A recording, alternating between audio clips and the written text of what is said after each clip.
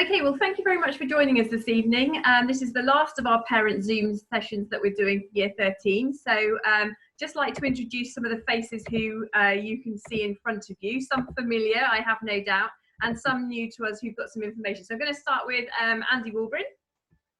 Good evening, nice to see you and thank you for joining us again. Obviously met many of you over the last couple of years, and I'll be talking to you later on just about some information regarding next steps that we shared with you previously, but just to give you an update on some of the information. And another familiar face, Tim.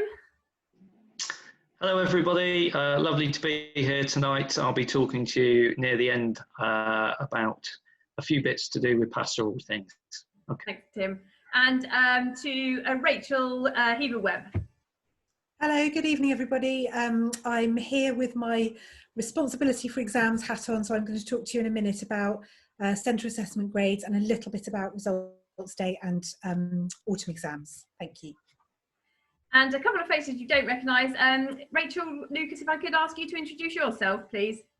Hello everybody, I'm Rachel Lucas and I'm from a company called Ansbury Guidance and I do careers advice at the school.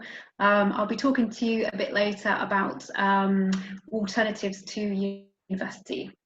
That's great, thank you Rachel. And finally to Sarah, if you'd like to introduce yourself, Sarah, thank you. Good evening everybody, my name is Sarah I'm a worker at Arts University Bournemouth as Senior Education Liaison and Outreach Officer. I'll be talking to you about support for Year 13's transition into HE, and in a previous life I was a careers advisor, so have got some useful careers sites etc to share with you this evening, and some very helpful tips which will hopefully complement what Rachel's going to be talking to you about. That's great, Sarah, and thanks very much for joining us this evening. And we're going to kick off in a moment with Andy, but I'd just like to say that if you'd like to ask a question of any of our members of the panel this evening, then please do use the chat facility that is at the bottom, which is the speech bubble, and I'll be monitoring that this evening and trying to respond where we can and asking colleagues to respond also as we go. So please do use that. It's the little speech bubble at the bottom. Hopefully we'll cover up everything that you're needing to know, but if there's anything that comes up and you're unsure of, then please do just type it in there and we can get to answering that question. So without further ado, I'll hand over to Andy. Thank you, and good evening. Thank you for joining us. This evening really is an opportunity to hopefully just share and talk through so much of the information that we would have loved to share with the students face-to-face in school, and obviously through further letters to yourself. So you've had a letter from us a couple of weeks ago. I know Mr. Broadhouse has been in touch with the students regularly through his weekly newsletters. We're obviously absolutely gutted that we haven't been able to finish Year 13 how we normally would. The students would still be with us. We'd have been preparing for exams, and this week would have been our traditional farewell picnic and breakfast. I know Mr. Woodhouse and I were planning our fancy dresses. They're absolutely gutted that things have had to change and finish the way they did so abruptly. And I appreciate it. It's such a difficult time when we've spoken so much about sixth form being such a magical time, and then the plans for not only finishing the year, but then the summer have been disrupted. I know so many had planned holidays and trips and festivals and those rites of passage. We're feeling for you, and I think the key message that we all want to get across, but particularly Tim and I, knowing you so well, is that we are still here for you. We're obviously still teaching lower school students, and I know many of you feel like you've left, but very much that we are still here for you. And if we can offer any guidance or support going forward, then please do get in touch. We mentioned a platform that we strongly recommend. So whatever the students are thinking of doing next year, Unifrog remains an absolute key resource in terms of accessing information. That will stay with the students for as long as we subscribe. So if a student has put a CV up on there and they want to update that, that is on there. Search lists from earlier in the year, even last year. So Unifrog remains a key resource that the students can have going forward for the next couple of years. So please encourage the students who aren't here tonight to please have a look at that. Just a couple of key dates that we shared with you earlier on in the year that I'd just like to confirm now. So results day is the 13th of August, and we will write in a couple of weeks' time just to sort of finalise the timings and the arrangements for that day. But we do know the exam results are coming out on the 13th of August.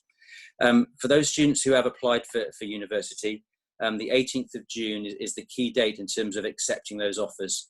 And as far as we're aware now, all those offers should be coming through. And if universities are sort of sitting on offers, then get the students please to chase those directly so that you can make those firm insurance offers. Student finance is an important application. The deadline for that is the 22nd of May. So that's coming up quite quickly, and that deadline is set for to ensure that all the funding is in place for September start. So if the students still haven't finalised their choices, you can still make that application and then add in that sort of firm insurance choice later on. So it is quite a document to sit in together to fill in, but that deadline is looming. So the 22nd of May, please, is a really important one for you. Students may still be out there uncertain about what to do, and I know we're going to hear some more information later on, but the deadline for applications is the 30th of June. So if there are any late applications for university, then please do have a look at those. I know Sarah's going to talk in a minute about preparation for university, and we've shared some ideas about wider learning engagement so far. So it'd be really insightful to hear from what an institution is wanting, and we will share with you after this evening further resources, both that are on our remote learning page at school and things that are coming in all the time, just to engage in that and share those key resources that are coming into school. For those of you who are deferring or uncertain about your futures, then again, please do get in touch. There's a lot of uncertainty about perhaps when the university year might start and what format. Again, we're keeping a close eye on all that, and we'll be able to guide you and keep in touch in terms of that. And obviously, I think the students have to be aware that there's going to be a start where potentially there's going to be some online learning as well as face-to-face contact. And I know the universities are very much preparing for your transition and your start to university. So there's going to be a lot of support, a lot of guidance in place as you begin university next year, just like there would be any year, but particularly this year when it's been such a sort of unsettling time in your education. So there's sort of the key bits from me. I've thoroughly enjoyed working with you over the last 18 months. I've desperately missed working these last few weeks with you as you prepare you for that next stage. It's been a really difficult time, but we do hope that we can see you again soon. I know Mr. Broadhouse is going to share some information with you later on about some of the things that hopefully we can do for you. But do take care and do keep in touch. And I'll pass over to Miss Heba Webb now. Hello, good evening. I just want to talk to you about 3 things this evening and really just give you some reassurance, particularly on the first one, which is the process by which you or your children are going to get your grades this summer. Since the 18th of March, when the government announced that A-levels and vocational exams wouldn't take place, I'd just like to reassure you that all of your teachers have been working and continue to work incredibly hard to make sure that the centre assessment grades that we send off to the exam boards for you are very carefully done. They're the result of an extremely rigorous process, and we're looking at a wide range of robust evidence and with lots of checks and balances in the processes. And teachers are working together. They are called centre assessment grades very deliberately, not teacher assessment grades, because nothing is being done in isolation. So we continue at the moment at school to work on those centre assessment grades. And then, as you may well know, that information will get sent off to the exam boards, and they will then work with those grades to produce your final grade. They're calling it your calculated grade on results day, as Andy's already referred to, on the 13th of August. So that's the first thing, really, just reassurance that that process is ongoing, and teachers are spending, as you would want, lots and lots of time making sure that those grades are right. So the second thing I just wanted to refer to very quickly is results day. As Andy said, on the 13th of August, as it was always scheduled to be. And really the only thing I would say about that at the moment is that it will be just as it would have been, in the sense that you will pick up results that will look and will be as they would have been. We have had a question in about what will happen if guidance at the time means students aren't able to come and collect those results, and we will obviously adhere to DfE guidance. But I think what we've all proved, the whole of society, in the last few weeks, is that we can be immensely flexible, and so we will find a way for all of our young people to get their results, whatever the situation is at the time. And then just the third thing I wanted to mention is, well, what happens if you're not happy with the result that you get, and you think perhaps you could get a result that's better than the one that you open in August? And Of course, that's always the case every year, that some students decide that they think they could have done better. And this year, the government have said that there will be an autumn exam series, which obviously doesn't normally happen. That's really at the moment all that we know about that. We're not quite sure when it will take place. But just to flag it really, I'm sure you've already heard about it and read about it, and it may be that it becomes not relevant to you, but just to flag to keep your folders, keep your files, just in case you do decide after results in August that you would like to have a go at resitting next year. We are still waiting for details from Ofqual, from the exam regulator, on how results will be managed if students were to resit. But it's looking likely that obviously your best result would stand, but it would just be worth just being prepared for that in case it becomes something that you would like to think about next year. Okay, thank you very much, Andy.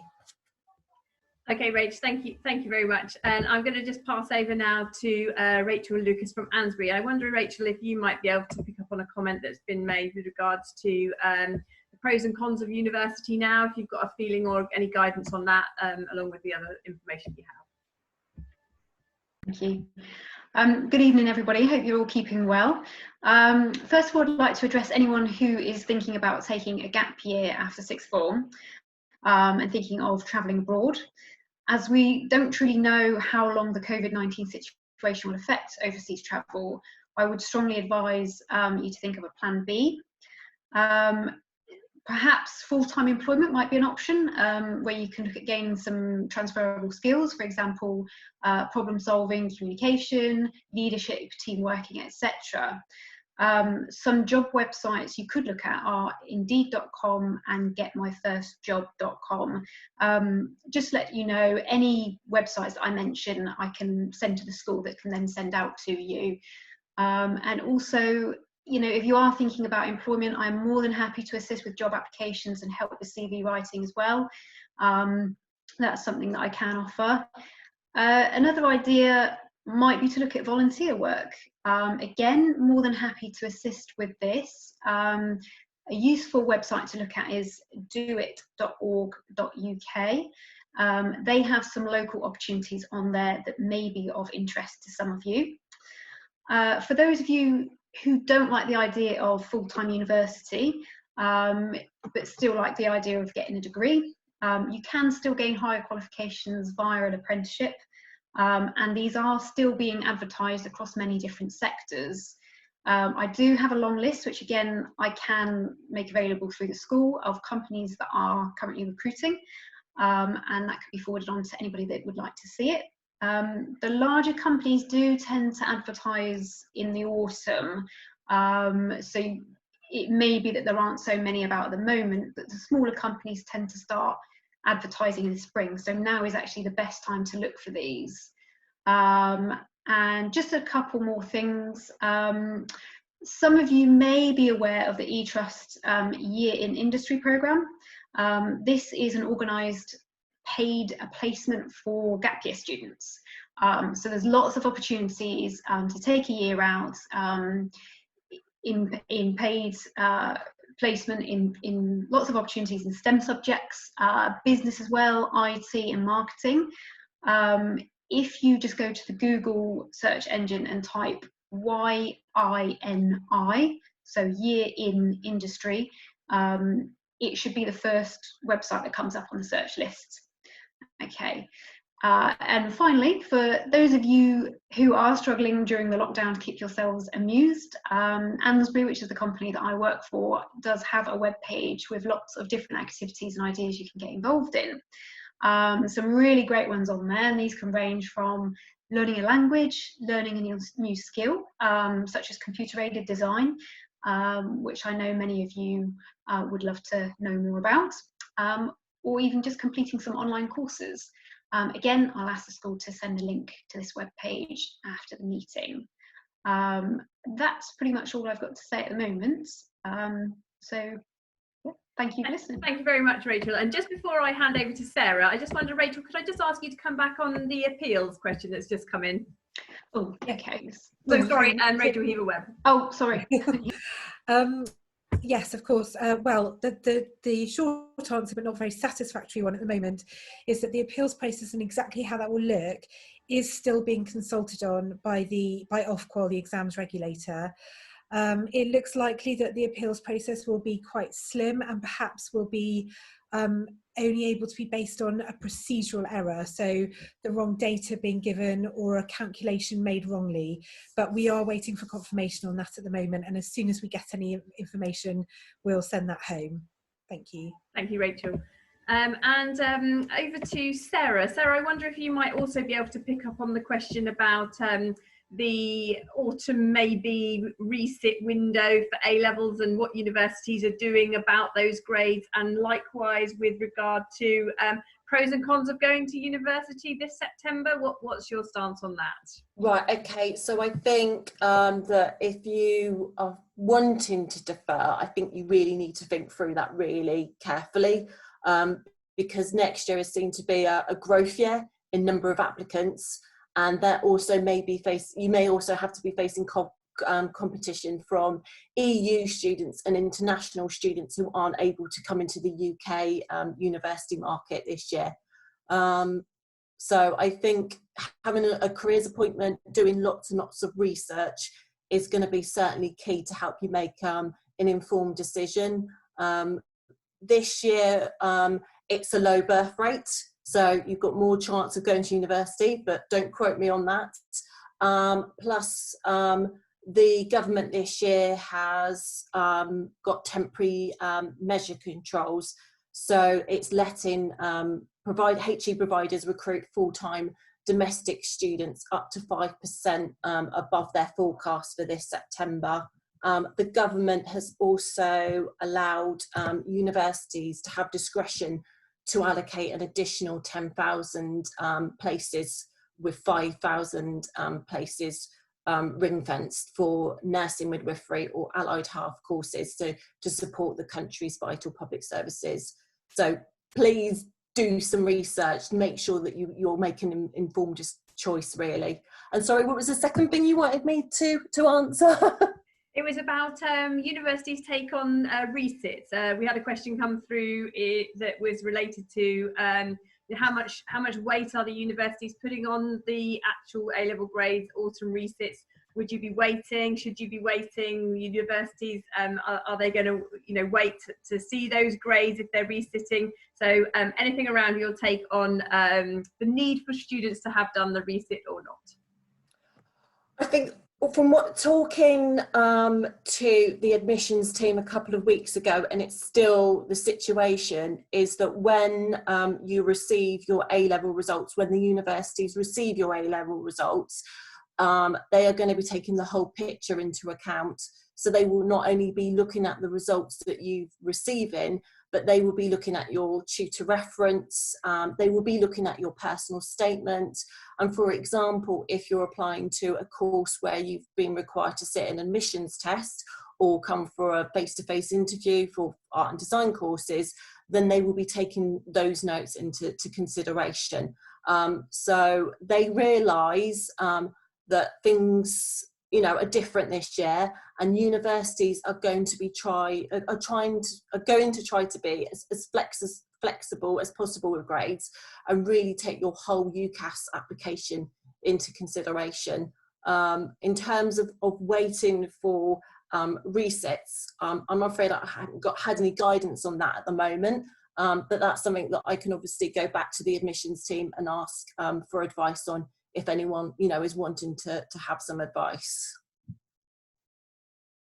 Thank you, Sarah. I'd just really like to kind of add to that there are kind of lots of options and choices. So if you don't get the grades that you need for your university course, I would suggest looking into Plan B routes now. So for example, foundation diplomas. If you were wanting to do an art and design degree, then for example, AUB, they offer a preparation to HE course. So if any of you are concerned about not meeting your grades, now is the perfect opportunity to kind of look into your plan B's route, options and choices. Okay, so anything else you wanted to add? Anything on the financial position and applying for that, or you? Yeah, so once again, as Andy has mentioned, universities are encouraging all year 13s to complete the student finance application. The deadline is the 22nd of May.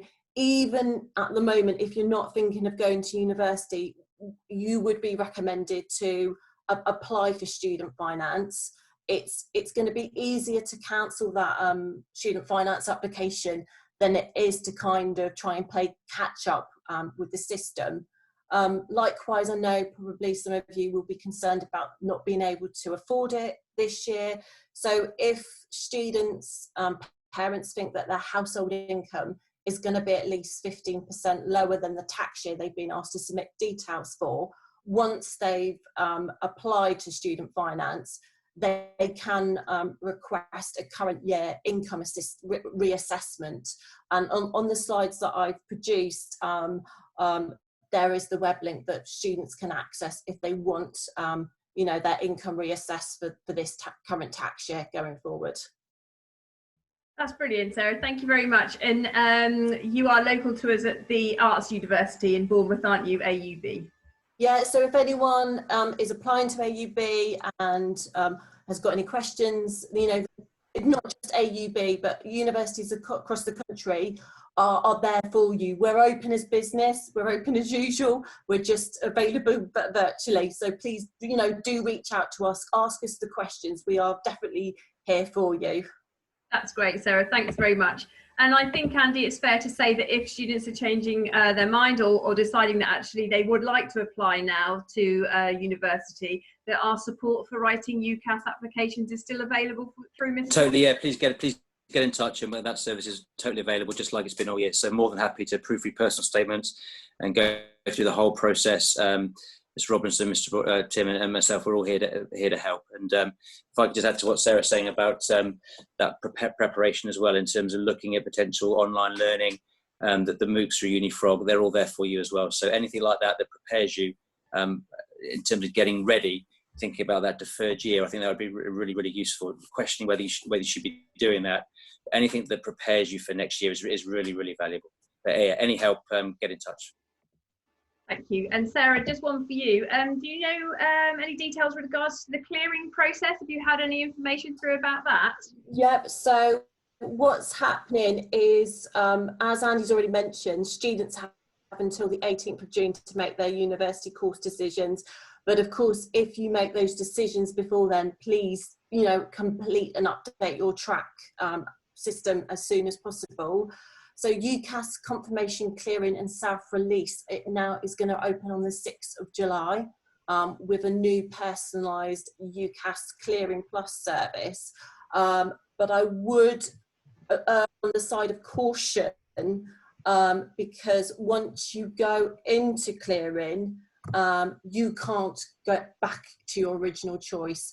So if you are tempted to look at other universities, please make sure that you do your research before you press that self-release button, because there's going to be no way going back. Okay, that's really good advice. Thank you. I would suggest, you're really lucky. You've got lots and lots of support from your sixth form, Ansbury. So please do make use of that. And as I said, if you want any extra advice from the universities that you're applying to, they are very much here to help and support you going forward. We all know that it's an anxious and a worrying time, but we're here to help as much as possible. Thanks, Sarah. And I wonder, while Tim is just talking, if you get a chance to just add the web address for the student finance into the chat. We've had a question about that. That would be brilliant. Many thanks. And so I think it just remains for us to pass over to Tim to finish up. And I just wanted to say that obviously this is quite, like Sarah said, an anxious time, and families all together, then do take a look on our website at our wellbeing and safeguarding pages. If not for yourselves, perhaps families who might just need a bit of support. 7+ weeks now in all together.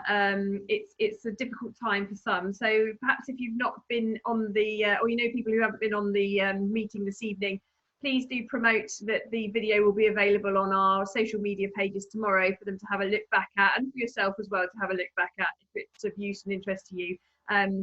We really appreciate your time this evening, and we are here to help you whatever you need. So don't make decisions in isolation, and do reach out if you've got anything that you need to know from a pastoral perspective to an academic perspective. We appreciate we're a community school. We'll help with the academic side, but if you can look after each other as well, then that's all power to all of us. So I'm going to pass over now to Tim.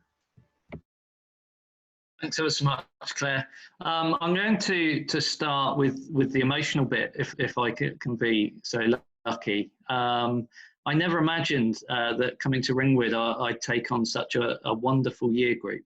And I feel like you, we were robbed the opportunity to have a proper goodbye, really. I was self-isolating 2 days before lockdown began, which meant this is the first time I've seen many of your names in front of me for nearly 2 months.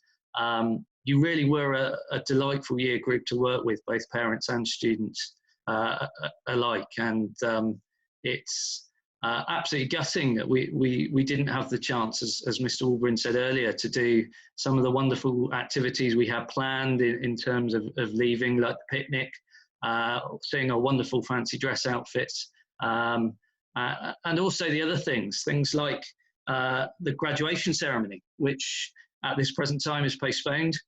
There's no way we can get together in June to celebrate what we've all achieved in these 18 months to 2 years. I say postponed and not cancelled because we would really like to have a celebration at some point in the future. What that will look like at this time is impossible to say, but it is something that we'd really like to put on for you, and we will look at ways in which that can happen, however difficult it may be, with us all being in different parts of the country or indeed the world. To that end, there's a few things we can do to try and celebrate the time we've had together. I know you've had information about hoodies that has come out to you, and it would be great. I think we've had 70 or 80% of you come back to us on that. If you haven't got back to us and you'd like a hoodie, or you need to give us permission for your name to be on it, that would be great. On top of that, I've been trying to contact everybody to get contact details, because in the autumn, we contact you again, because our service to you doesn't stop when you go off to university. We need to make sure that you're all safe and well and you're doing what you wanted to do. So we do contact you in autumn, just to make sure we're aware and you're happy with what you're doing. So if you haven't returned your contact details to me, then that would be great if you could. Again, we've got about 70 or 80% of those back, but it would be great if that could be 100%, so that we're ready for when the autumn comes. It's already been said tonight, but do keep hold of all your books and things. It's an uncertain future, but one thing is for certain, and that is to be prepared for all outcomes. You've heard from a variety of people tonight giving you advice on the next steps, and we are here to help you. It's been quite quiet, my inbox, from Year 13 students, so I'm assuming no news is good news in the most case, but if you do have any questions, please do get in contact, and keep busy. I think one of the last things I'd like to sign off with you is saying, please keep busy. We are sending you things to do to keep busy, well-being activities to keep you sane. I know I enjoy those. We said a month or 6 weeks ago that a future interview question, whether that be university or your first job, may well be, what did you do during lockdown? I have built a gym in my garage. That is what I have done during lockdown. I haven't used it yet. My wife is hogging it, but that's what I've done during lockdown. My wife has taught herself French again. So have something to do, whatever it is. You can go online, you can do a MOOC, you can do some other online learning. Keep yourself busy, better yourself. because it actually helps you grow and it does keep you sane, it keeps you happy. So that would be my advice. I think I've covered pretty much everything that I needed to cover. I will reiterate the fact that you were an absolute delight to work with. I've missed you these last 2 months, and I'm gutted we were robbed the opportunity to celebrate just how wonderful you were as a year group. But I look forward to celebrating with you all at some point down the line. Thank you very much and good luck. Thanks so much, Tim. And I know it's a really hard way to say goodbye to a very fond year group for you, I can tell there. And it's a difficult one. And I just wonder actually if I stop the recording there, that maybe